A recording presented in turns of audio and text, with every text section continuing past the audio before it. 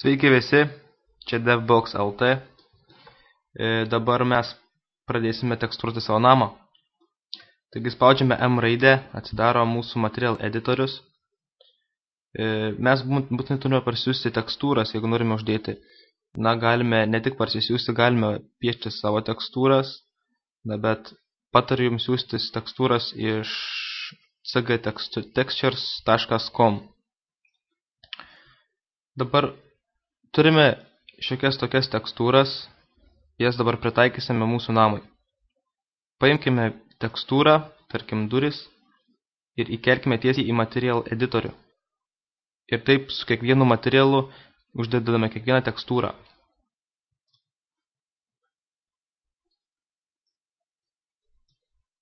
Langas, medis, plytos ir stogas. Kągi, turime mes skirtingas tekstūras ir dabar galime dėti ant kiekvieno poligono kiekvieną tekstūrą.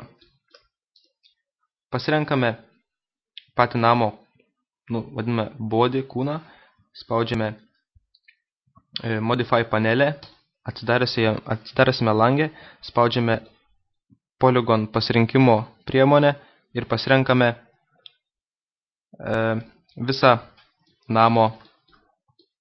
namo modelį, be durų ir lango. Dabar pastebėsite, kad negalite pažymėti tinkamai namo sienų, nes jeigu pažymime vieną sieną ir jeigu norime pažymėti šią sieną, tai jisai žymės ir būtent tą sieną. Tai turime paspausti Ignore Backfacing. Tada mes galėsime visą modelį sužymėti aplinkui. Tarkim, jeigu mes norėsim žymėti visą modelį, kad jis visas paraudonuotų, tai mums jis visas neparaudonos, paraudonos tik tos sienos, kurios mes pažymėjome, o jau šios sienos nebus pažymėtos. Taigi Ignore Backfacing ignoruoja kitos pusės žymėjimą. Taigi žymime visą namą. Nepamirškime aišku ir lango kampučius.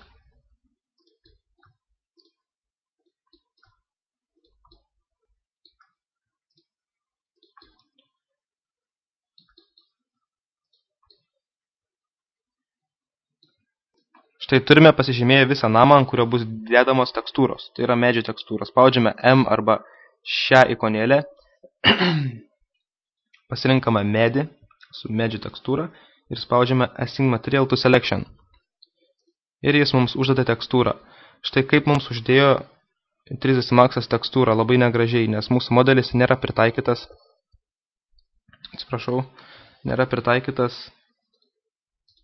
dėjimui tiksliai tekstūros. Taigi, yra viena tokia priemonė, spaudžiame ant Modifier panelės, Modifier List, ir iš šio Modifier listo mes galime pasirinkti tam tikras priemonės, kad galėtume lengviau laviruoti modelio parametrus. Taigi, spaudžiame U raidę ir randame UVMap. Paspaudžiame jį ir dabar galėsime nustatyti tiksliai savo namo tekstūros. Spaudžiame Mapping panelėje Box, nes mūsų namas yra dėžės formos. Jeigu jis būtų cilindro formos, tai galėtume spausti cilindravimo būdą. Matome iš karto atsiranda toks gizmo, kurį galima editinti cilindro formos modeliams. Bet šiuo atveju mes naudosime box formos modelį tekstūravimo būdą. Taigi dabar galime paprasčiausiai nustatyti jo parametrus. Mūsų tekstūra truputį iškraipyta, ištampyta, taigi galime ją truputį suspausti.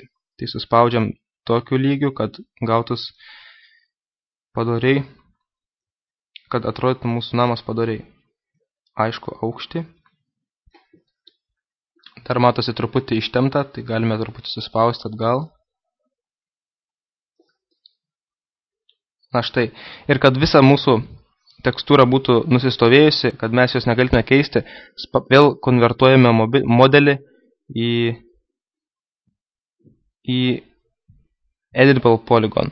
Spaudžiame Convert to Editable Poly. Ir mūsų tekstūra nusistovėjo. Štai užsidėjo mums labai graži medžių tekstūra.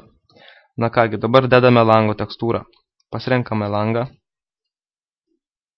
Spaudžiame M ir uždedame langą. Na ir kaip visada mes gausime blogą rezultatą, turime nusistatyti per UV Map.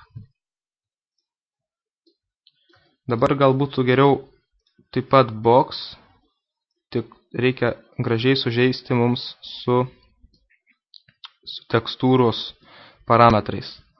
Aišku, dar yra tekstūros režimas, kurį galima tekstūrą pakelti, nuleisti arba kreipyti visus šonus, tai spaudžiame šias varneles ir galime tiesiog manipuliuoti tekstūrą. Taip, paprasčiausiai plaukėdami su tekstūra po modelį, galime pritaikyti jam labai gražiai visus nustatymus. Na va, mūsų langas atrodo visai neblogai. Spaudžiame vėl Convert to Editable Poly, kad tekstūra nusistovėtų. Ta patį darome su durimis. Pasižymime duris. Kur mūsų duris. UV Map. Box. Ir gražiai sužaidžiame su durų nustatymais.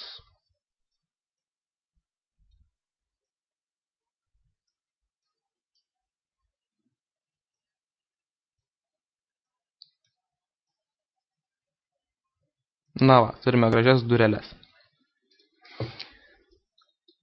Na, mūsų namas beveik jau nutekstūruotas, dabar beliko stogas ir kaminas. Pasirenkam stogą. Užbaigiame mūsų namo sienas su medžiu. Nepamirškite backfacing. Maps, medis, UV Map. Dabar aš jums rodau patį paprasčiausią tekstūravimo būdą. Bet bus geriausia, jeigu kursite žaidimams modelius, tai bus geriausia visą modelį unfolding, tai yra iškirpti visą ir padaryti 2D paveikslėlį ir paprasčiausiai per Photoshopą piešti tekstūras arba dėti tekstūras ant modelio. Kaip atrodo UV Map tekstūra, to jau parodysiu.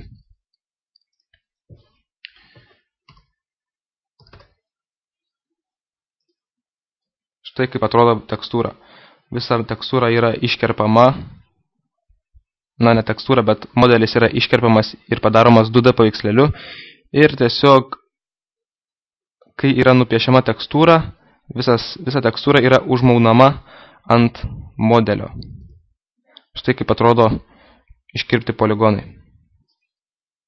Mes truputį vėliau aptarsime visą šitą reikalą. Na, bet dabar darome patį paprasčiausią tekstūravimo būdą. Dabar uždedamas stogo tekstūrą.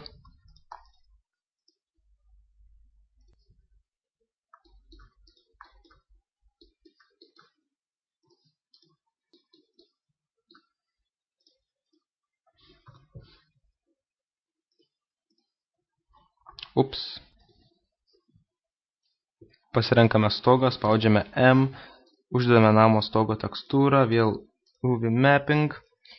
Spaudžiame UV Map. Na, visai gražiai mūsų tekstūra matosi su planar priemonė, bet ties užlinkimu mes negalime uždėti normalias tekstūras. Spaudžiame vėl Box arba gal netgi Face. Na, bet geriausia būtų Box, nes čia gana kvadratiniai modeliai. Iš karto mūsų tekstūra užsidėjo labai gražiai. Galime Convert to Editable Polygon. Ir paprasčiausiai paimam kaminą. Užbaigiam su kaminu. Iškart tekstūra užsideda gražiai, dėl to, kad, na, nepasakyčiau, kad gražiai, dėl to, kad mūsų išorė yra nemodifikuota beveik. UV Map, Box, gražu. Štai mūsų namelis, atrodo labai gražiai.